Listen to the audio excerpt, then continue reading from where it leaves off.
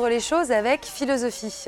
Notre précédente chronique a tâché de montrer que prendre concrètement les choses avec philosophie ne pouvait pas se résumer à relativiser sans se prendre la tête. Au contraire, prendre les choses avec philosophie n'est pas vivre sa vie sans souci, mais se soucier de la vie et de ses problématiques. Or, la plupart du temps, on les fuit, donc d'une, elles restent en suspens, deux, on prend le risque qu'elles reviennent en boomerang, et trois, de manière plus pesante. Donc d'un côté, on risque d'y perdre, et de l'autre surtout, on n'y gagne rien. Or, une problématique, ça vaut de l'or pour l'esprit.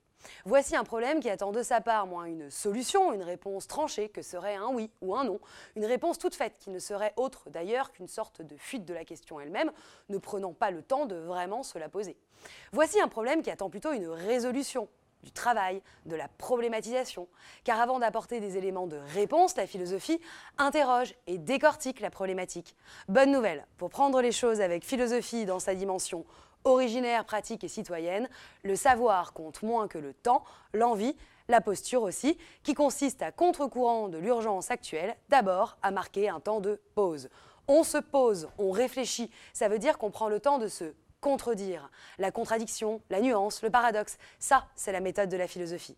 Réfléchir, c'est d'ailleurs et d'abord se dire non à soi, comme l'écrit justement Alain. C'est entrer en contradiction avec ce que l'on croit spontanément. Réfléchir, c'est douter. Lever la tête du bout de son nez et observer. En ce sens, réfléchir, c'est agir.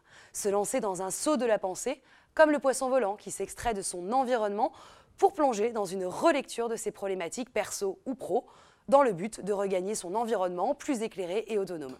Rien que le temps d'un saut, ne soyons pas sots, on ne peut apprendre à rester en hauteur, on ne peut apprendre qu'à en prendre de la hauteur. Kant disait « on ne peut apprendre la philosophie, on ne peut apprendre qu'à philosopher ».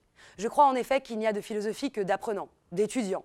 J'ajouterais d'étudiants étudiant la vie et suivant cette maxime bergsonienne, en tout cas moi je l'ai faite mienne, agir en homme de pensée et penser en homme d'action. Aussi est mon éthique de conduite, on ne peut prendre les choses avec philosophie sans apprendre à les prendre ainsi.